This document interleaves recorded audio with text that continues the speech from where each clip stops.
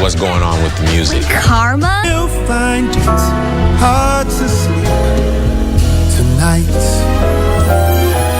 They know that Santa's on.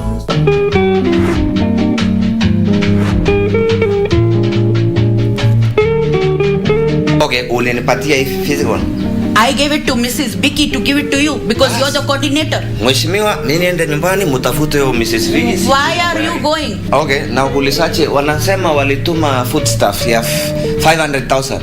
Hii mwili inagaa imekula foodstuff ya 500,000. Hata mimi anashangaa. Ile sasa mahakama ya kwamba wewe umekula pilipili zako zimeriet. Sasa pilipili wewe na sanduku wewe iko fanya kazi namna gani? I have not finished. Okay, complete. Since you want to complete, you are there. Complete.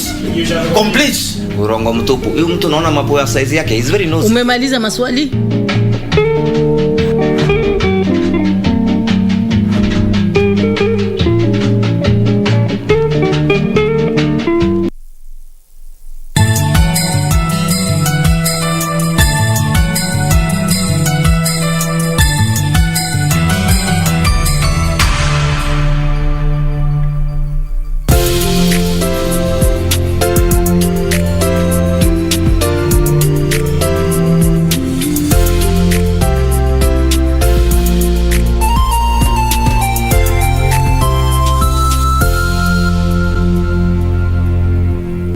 Ili kupata skiza tune hii ya usiogope kumaliza mwaka, bonyeza *811*758#. Hebu tafakari haya.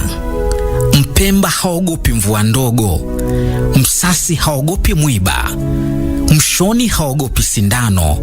Uoga huleta hofu, uoga huzuia ufanisi, uoga hulemaza safari, safari ya ujasiri, safari ya ufanisi, safari ya... Ili kupata skiza tune hiyo ya usiogope kumaliza mwaka, bonyeza *811*758#. *811*758#.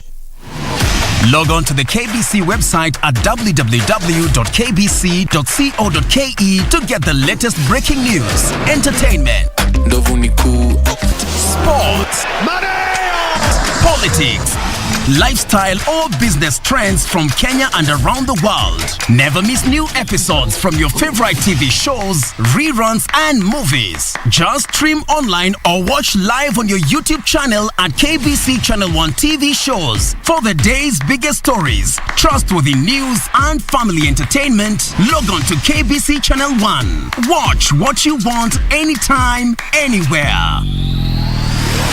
What is this place? Your trusted source for inspiring, uplifting, faith and family entertainment. Films that inspire and captivate. We're not giving up. I have to believe that something good is gonna come out of this. You find me the secret. You're doing a great job. Stories that celebrate life and family. I saw it with my own eyes. He is not a god! Movies that will surprise you. Please don't do that. Where's my project? They know everything. Films that uplift and bring people together.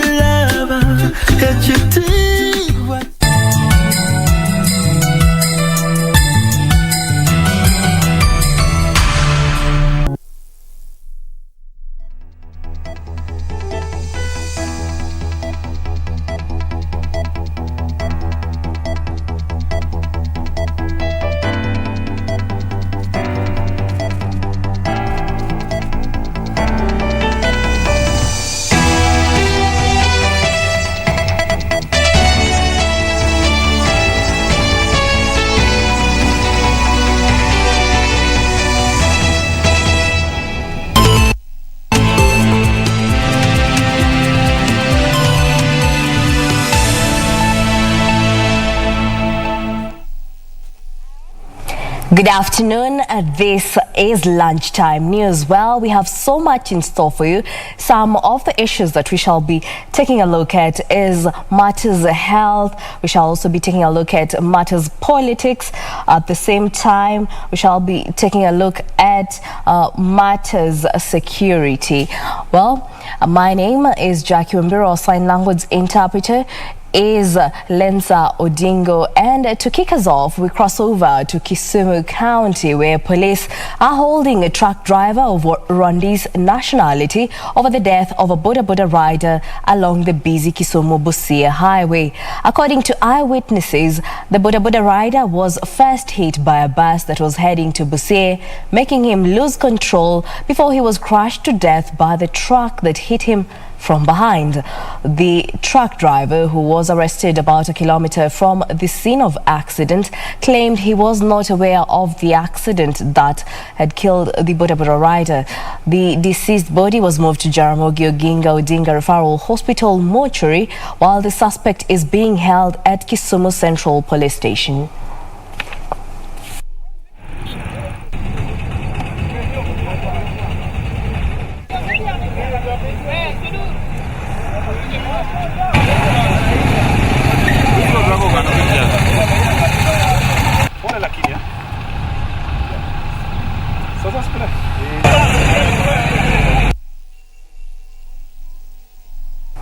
Well, and on that note, we cross over to Kencom bus terminal here in Nairobi County, where a COVID-19 vaccination drive is underway.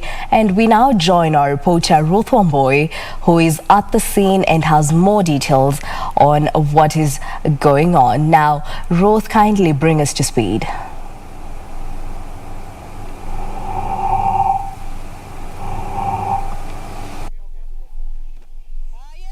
We are getting you loud and clear here from Kencom stage, where the vaccination drive campaign is ongoing.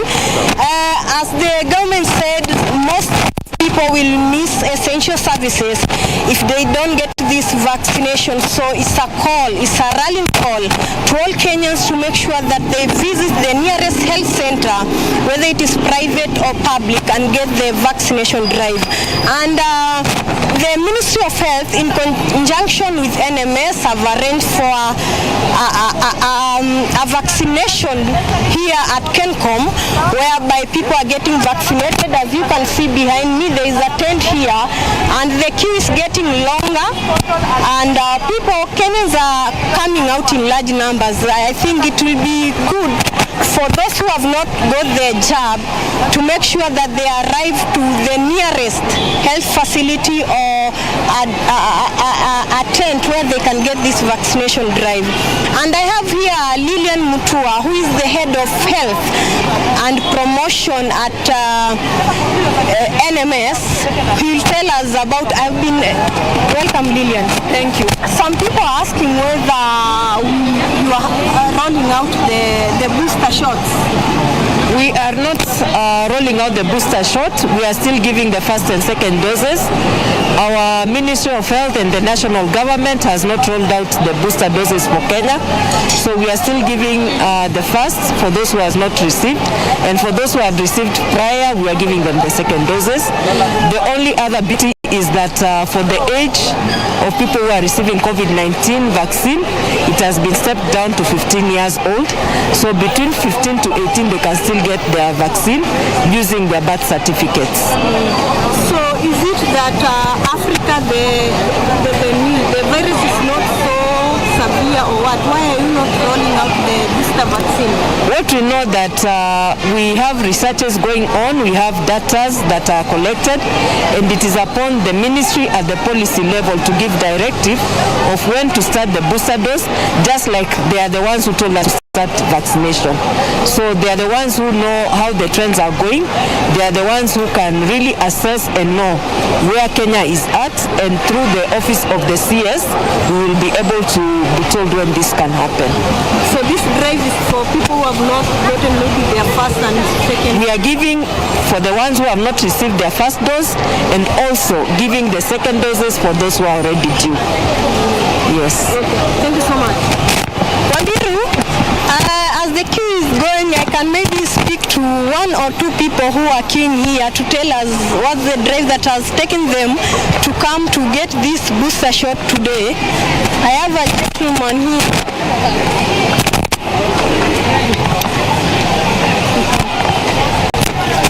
Hello. What's your name? My name is Nyamu. Yes. What has driven you to come to take the drive today? The shot? Well, I was just passing by and I saw this. So I felt it is near us than the other times. You know, the other times you had to go to places like Nairobi Hospital and Kenyatta, Bagavi. You know, you have to create more time. But now when it is near us, you just pass by, you spare some little time, unandungo alafu unaenda zako. So this drive is the best. So is it your first or second dose? This is my first. Yeah. So what do you think what's the importance of you getting the shot, and those who have not gotten the shot, what's your advice to them? Well, because this is a government initiative, I believe I should not be left behind. I should take the shot. And I want to urge everyone who has not vaccinated to come forward and do so. Let's all join, let's all do it because it's harmless. You know, it's not like before when people are saying, oh, kidungwa unakufa, kidungwa unafanya nini. Evidence is there that it's safe. And I also want to urge the government to bring it closer to the people. Like let it come to the churches, the mosques, just the next door, like the polio campaign. Let it come because vaccines are there. Let it come like this initiative. Let it come closer to the people, and more and more people are going to get along. Yes. Thank you so much. God take your job. Wambiru will keep camping here and get the more details about this vaccination drive. And as you can see, more people are willing to get the vaccine if it's moved closer to them where they are. So I think the government might consider that so that more people get vaccinated against this deadly virus. Back to you, Wambiru. That was our reporter Ruth Homboy coming live from Kencom bus terminal here in Nairobi County, where the government has put in place measures of putting up a COVID-19 vaccination drive at the bus terminal. These are measures aimed at taming the steady rise in COVID-19 cases that have recently been witnessed in the country. Now, still on the same, we move on to Mandera County, where a vaccination drive has been rolled out against COVID-19 in remote areas of all the 7 sub-counties. The vaccination campaign targets the nomadic communities who are far from medical centers. Speaking in Lafe during the vaccination campaign, Health Officer Mohammed Aiden asked residents to come out in large numbers for the vaccine. Cultural beliefs against injections have been a major hindrance to the uptake of the vaccine. Approximately 90 people have been vaccinated in Lafe sub-county as the county government works with the Ministry of Health to curb new infections. Tunawaambia watu wetu wa Lafe sub-county ya kwamba wafuate masharti yenye ambayo Wizara wa Afya alitoa. Ya kwanza wavae mask, na ya pili social distancing, wafanye social distancing. Na wale watu ambayo tunapatia fursa hii ya kwanza ni wale watu wamefika miaka 50 na kuendelea mbele, na walimu, madaktari na yani na supportive staffs nyenye wako hospitali ama tuseme kwa shule, tunapatia hiyo fursa. Na wale wengine wako na other underlying conditions bado tunapatia fursa. Tumeshawishi watu na advise hawa washukue hii chanjo. I'm now advising them. Sasa hii ndio sasa mimi naeleza wananchi wangu ya kwamba wachukue hii chanjo, na kila mtu awe na mask yake, na hakuna mtu anaweza enda hata msafara yoyote katika Kenya hii, maybe from a location to other location, bila kuwa na mask na bila kuwa na certificate ya COVID-19 vaccination. Hii ni sharti ambaye imewekwa katika Kenya yote na ulimwengu mzima. We have done a lot of awareness with our people These nomads, usually what they have is that putting all these masks is a problem. It is very difficult for us. We have convinced them to put on as a preventive measure, but despite giving health education, people are not taking this mask. Even if you go to Mandera, you go to Elwak, the uptake of this thing is very low.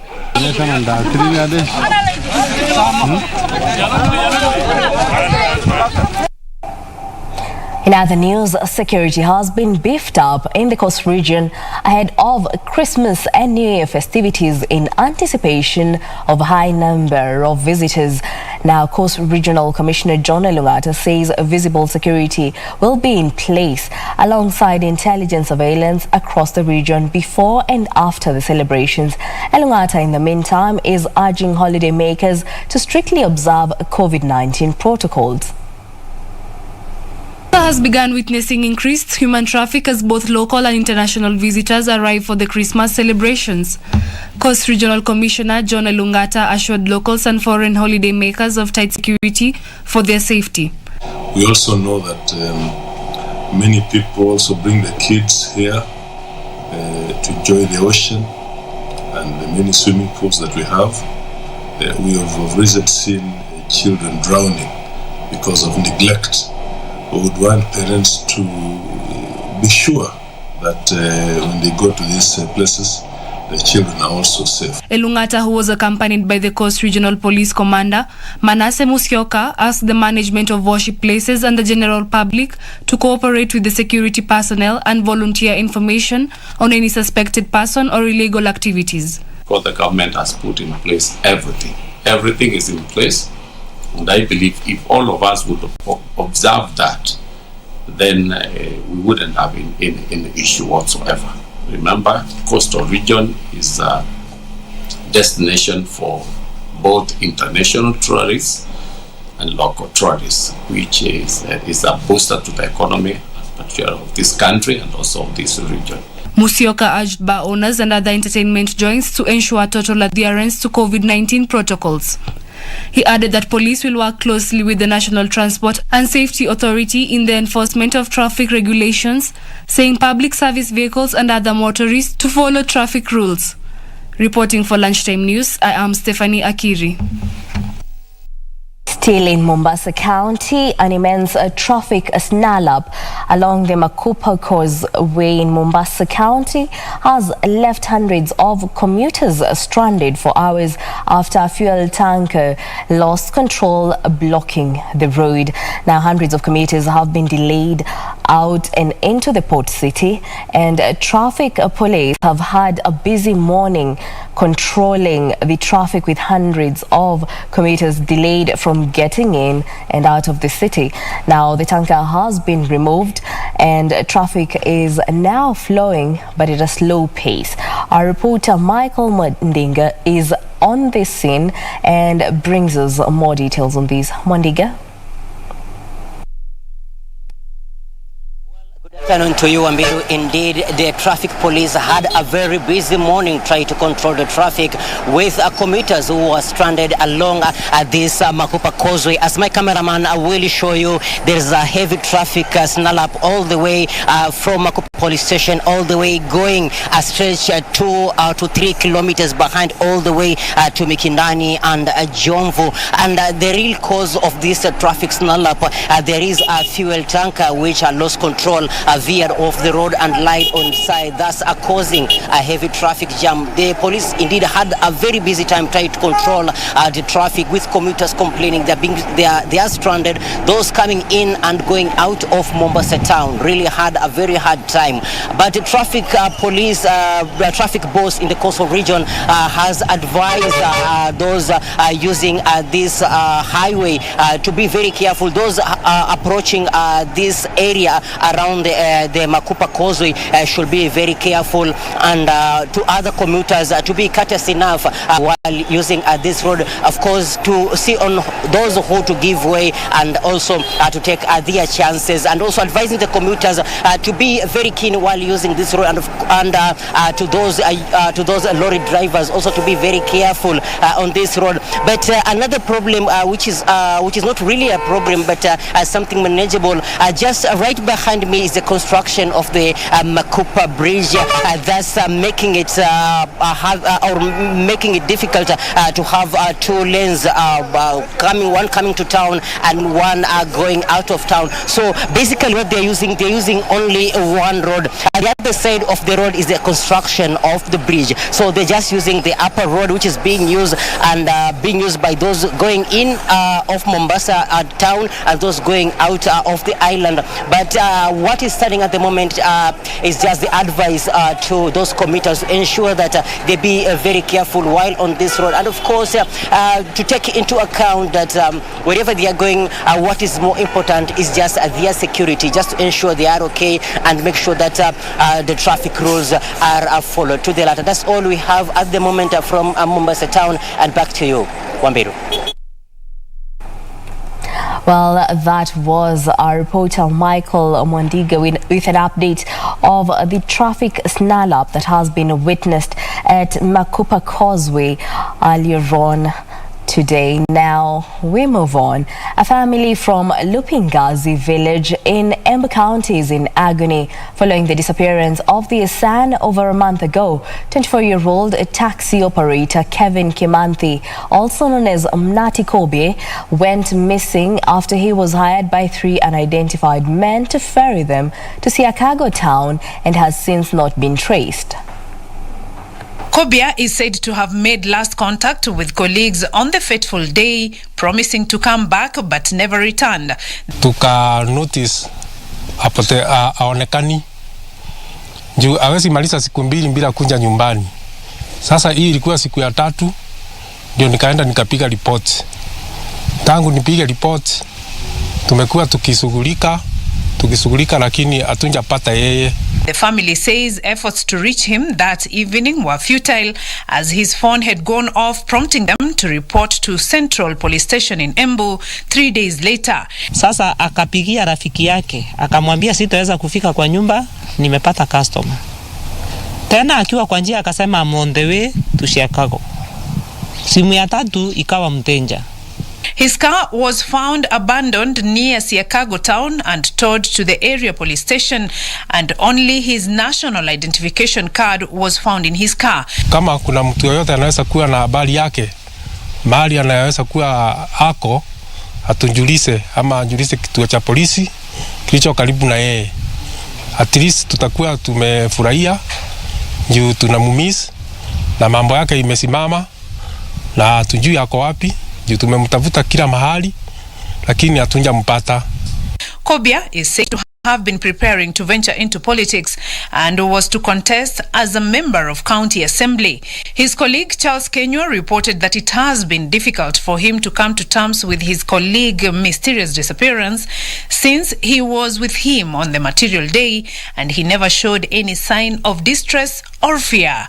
Na sasa tungeomba serikali at least iingilie kati, watusaidie kutafuta huyu kijana, sababu ni kijana alikuwa amejitahidi kwa maisha na ni kijana mdogo. Beatrice Gatonyengetich, Lunchtime News. And now in the political arena, Murang'a Senator Irungu Kang'ata says the United Democratic Alliance Party will use all avenues to stop attempts to amend the Political Parties Act before the 2022 general election. Kang'ata claims the amendments being fronted currently were in bad faith and the manner they were being rushed is suspect. Kang'ata, who held talks with a number of UDA aspirants in Murang'a, said it was not proper to try and amend the Political Parties Act almost 8 months to the next general election. Tuna oppose hizo amendments ambazo zimeletwa na bwana Kimunya, zinataka kumwandamiza mwananchi wa kawaida. Zitafanya siasa ziwe za wadosi, lakini sisi tunaamini ya kwamba chama demokrasia ni ya kila mtu. Na ni ndiposa tunapinga haswa mswada ambao unagusia mambo inahusu nomination, ili vijana, wamama, wazee wawe na opportunity ya kuingia katika ulingo wa siasa. Elsewhere, a section of ODM grassroots leaders have come out strongly to condemn claims that Mombasa Governor Hassan Joho has endorsed his successor. The group claims the endorsement of Mvita Member of Parliament Abdul Swamad Sharif as the preferred gubernatorial candidate for the party in the next general election was against the spirit of the party. We are alive to the fact that there exists a consistent pattern, a consistent negative reporting pattern designed to create discontent, division, wrangle, and divide ODM aspirants before they are forced to defect from ODM. Finally, Wajir gubernatorial hopeful Hassan Welia, who was endorsed by Council of Elders last month, say he will reach out to other opponents. We have a commitment from the Sultanate and also from my personal level to start a process of engagement and negotiation, which the two families are open to and the two candidates are open to. Going forward, we'll have a single candidate from the family. Welia has called on other hopefuls to put aside their political differences and work together for the common good of the county. Meanwhile, an American non-governmental organization has built a childcare center at Kodiaga Women's Prison at a cost of 8 million shillings.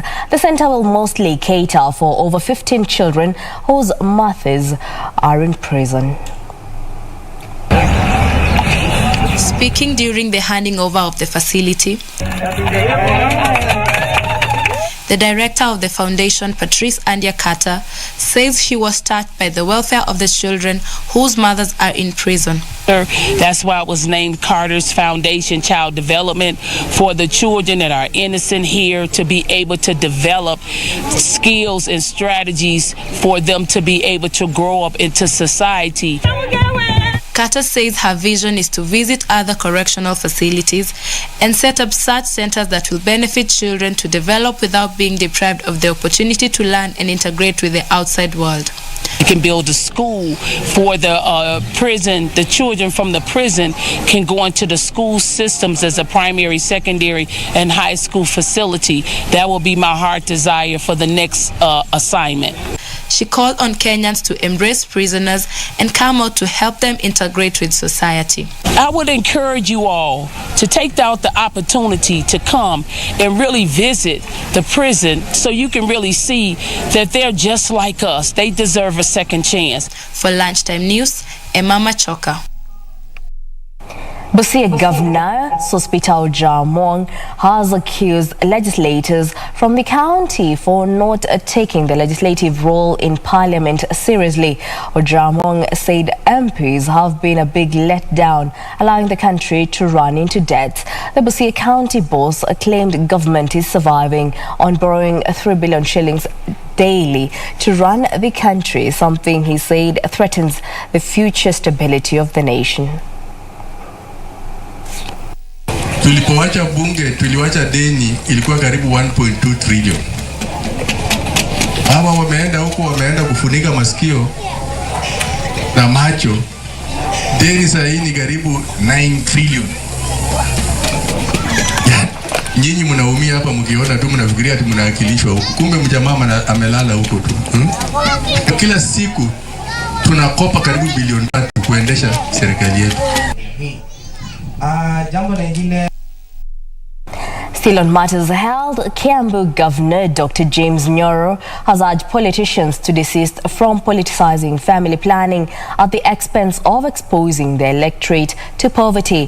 He said that politicians should be practical when prevailing upon people in their localities not to plan their families under the pretext that respective communities will lack political might and bargaining powers. Speaking at the Kiambu County headquarters in conjunction with the Christian Health Association of Kenya, Nyoro said family planning is a very controversial issue and called upon individual couples to discuss between themselves the number of children they can be able to raise comfortably. To support it, it is one of the health outcomes that we in Kiambu have been working on. And despite COVID, we have continued to ensure that we embark on preventive rather than curative health service provision. It's about helping them to have the children when it's most appropriate for them and help them with the number they need. Because if we are not able to have the information on how we can do it and the methods that we can use, maybe to help us prevent not to have pregnancies when we are not ready, then you end up having them and it becomes stressful. It may affect your physical health, may affect your mental health, they may also affect the health of the child that is being born.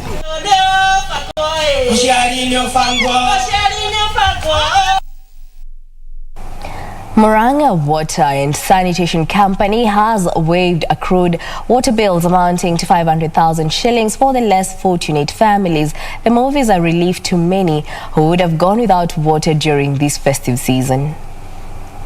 Mwasco Managing Director, Engineer Daniel Nganga, noted that the company's board of directors will waive all accrued water bills for the vulnerable.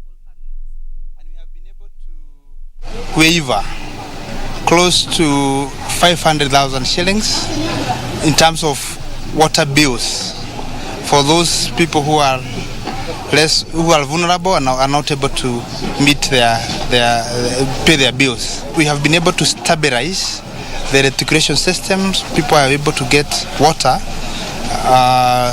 close to 24 hours.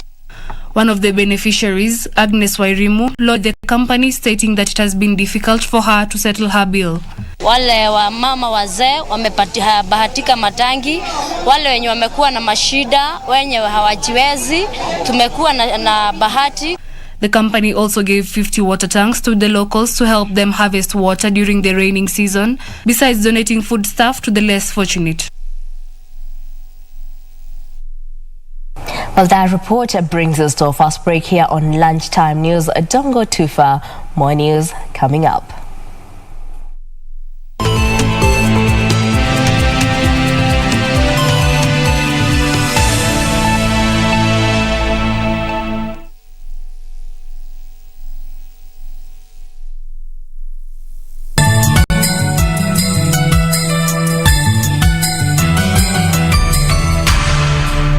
The KBC Board of Directors, Management and Staff wishes all our esteemed listeners, viewers and clients a Merry Christmas and Happy Holidays. We wish you peace, joy and prosperity throughout the coming year. Thank you for your continued support and partnership. May your holidays be filled with happiness and good cheer.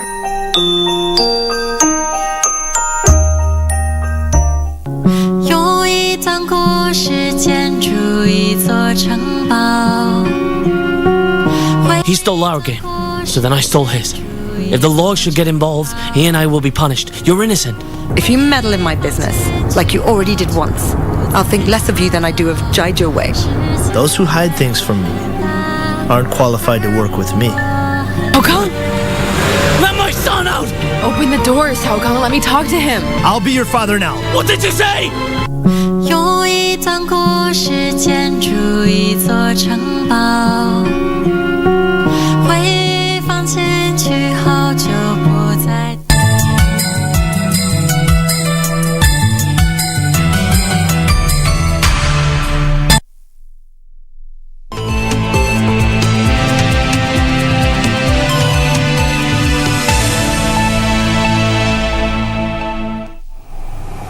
Welcome back. Now let's proceed. And now on to a story of a philanthropic taxi driver who runs a children's home with 60 beneficiaries. What motivates Aswan Kizito? Brian Macau caught up with him in Kawangware, Nairobi. Let's take a look. By night, Aswan Kizito is a taxi driver, while during the day he plays the role of a father to 60 children at the Project of Hope Children's Center in Nairobi Kawangware Estate. The center started in 2016 with Kizito's son, then aged 8. The boy is a special need child. Now at 13 years, Kizito's son is still using Pampers and on special diet, including regular therapy sessions. All this requires special budget. His situation depicts the reality when it comes to other 8 special kids at the children's center. The idea generated from my son. Hope my son can come here My son is Prince Samuel. Prince Samuel is cerebral palsy. He is now 13 years. He cannot sit properly. He cannot walk properly. He cannot walk, he cannot sit. The challenges of the special needs, how they can be taken care of. We also need physiotherapists. Now, the physiotherapist sometimes is very expensive, 500 shillings per session. You go to Kenyatta or you go to ABDK. Derek is currently the oldest beneficiary at the Project of Hope Children's Center. He is now a Form 2 student in a nearby secondary school. An orphan, Derek was rescued from the streets. Mimi nilikuja hapa 2015. Mimi ni orphan. Nilikuja hapa kama orphan na nikapatana na Swani. Yeye ndo amenisaidia kwa chakula, mavazi, yani kila kitu amenisupport mpaka nikasoma mpaka class 8 nikamalizia hapa. Sasa niko secondary, bado ananisaidia kama analipia school fees. Kizito runs the home with the help of his wife. He says his high times are when he walks in to spend some time with the children here. We will not just have kids here who are school-going children just to be there. They have to go to school and they have to learn. However, running the Children's Hope comes with some challenges. The challenges here from food, we are leasing this place, and from the stationery, all the teachers here are volunteers. We don't pay them. So if a teacher comes here, and some of them are very nice, they are doing a very good job, but now they come and tell me, Pastor, I have to go because I've gotten a job. So I just have to release them. So as far as he was a good person or a female teacher or a male teacher, I just have to release them because financially we are not okay. Kizito believes there is still more that the society can do to help the less privileged. The government has come up with a very good program of Inua Jamii. And you find Inua Jamii is not to all. Not all of them are in Inua Jamii. Only some of them are in Inua Jamii. So if they can really come up and they put every child on that program, then it will be very nice. And if they can help me here in Kawangware, I build a good school for these children, I'll be good, I'll be happy, because that is my vision. Children are an integral part of the society, and whatever issues they face has a ripple effect on the larger society. The question is, what is the government doing to help these children? What is the society doing to help these kids who have no one to go to?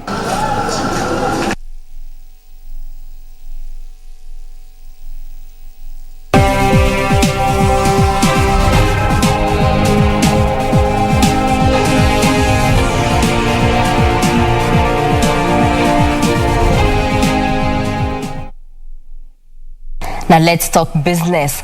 Poultry farmers in Kakamega County have been asked to join cooperatives to enjoy the economies of scale that would help them reduce the cost of production and maximize earnings. The county government of Kakamega says associations would make it easier to support farmers in accessing target markets and strengthening the value chain. Poultry farmers in the county of Kakamega have for long faced competition from external poultry traders who offer cheaper alternatives due to lower production costs. To remedy this, officials from the county government say they are ready to offer subsidies to boost the value chain. County officials noted that with organized systems, it is easier to address farmer needs and negotiate markets for their outputs. They say with the cooperatives, the farmers can hold discussions on how to better their practices and identify their niche in the poultry trade. Ulikuwa unaona mtu akishafanya ukulima wa kuku mwenyewe ndiye alikuwa anatafuta market. Lakini sasa tukiwa na hizi mpango na watu wakuje pamoja, ndio sasa tunataka kuwa tunafanya research ile ya kutusaidia tujue market gani inataka kuku za aina gani. Ilikuwa ni mzuri sana.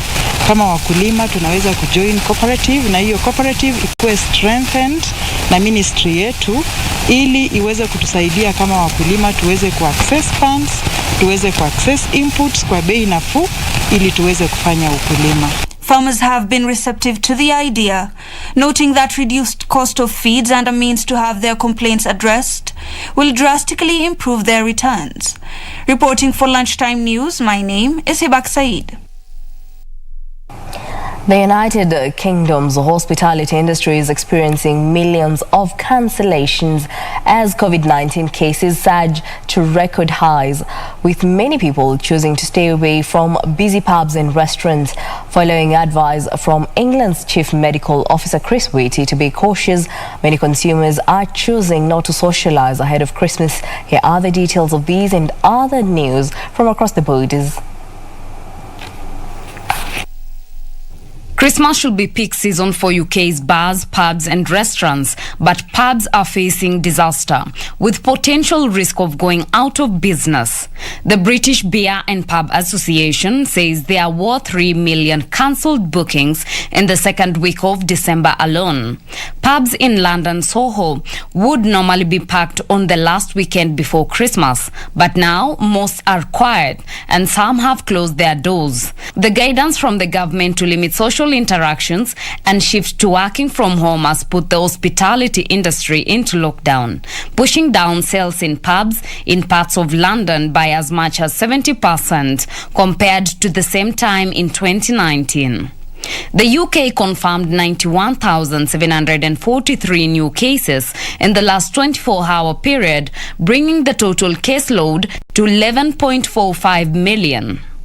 Meanwhile, Turkey's treasury has announced the new protection scheme against foreign currency fluctuations after the lira tumbled to Meanwhile, Turkey's treasury has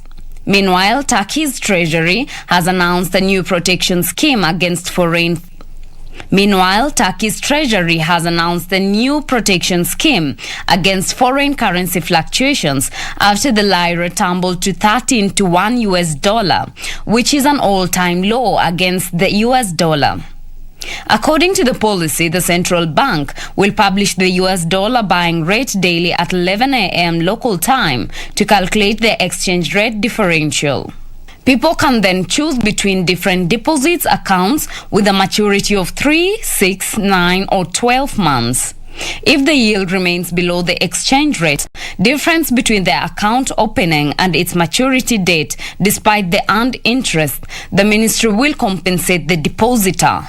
Finally, US President Joe Biden has said government measures to tackle global supply chain issues have averted a pre-Christmas crisis. President Biden was speaking ahead of a meeting with officials and company bosses, including transportation giant FedEx. In June, he created a task force to address rising prices and shortages of goods caused by the pandemic. However, some business owners and industry experts say American farms are still facing supply problems. President Biden says that shop shelves are stocked at 90% of their full capacity and deliveries are happening at a faster rate than before the pandemic.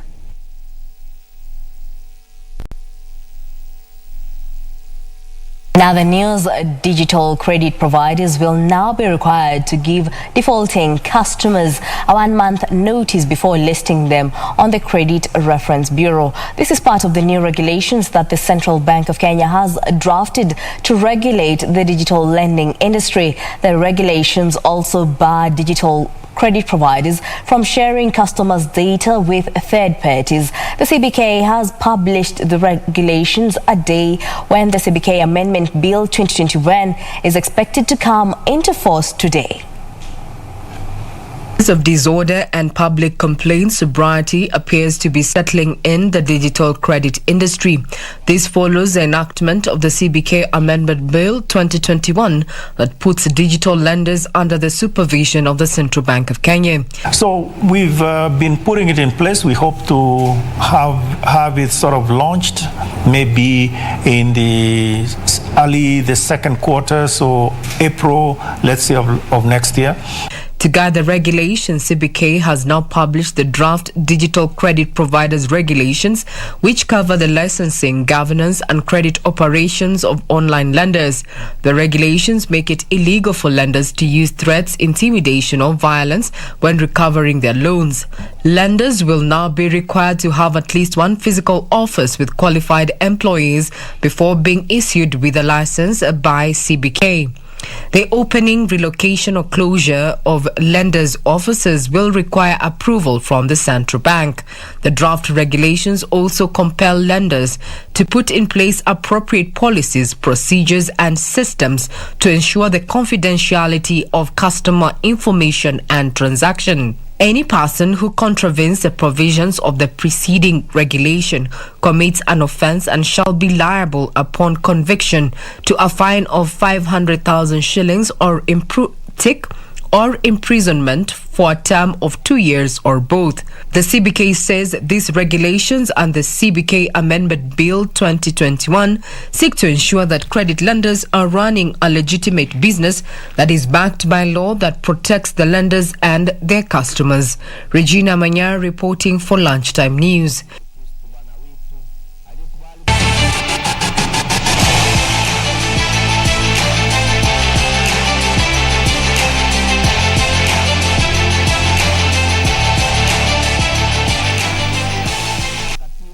And in the sports arena, Kenya's Rayton Okwiri's World Boxing Organization Africa's Super Welterweight title fight against Ghana's Patrick Alote, scheduled for this Sunday in Accra, has been put off indefinitely. Alote is reported to have injured his shoulder during a training session and he is unable to face Okwiri. The two boxers will vie for Royal Boxing Organization Light Flyweight title. RBO is a sanctioning body based in Luxembourg, founded in 2017 and sanctions World Intercontinental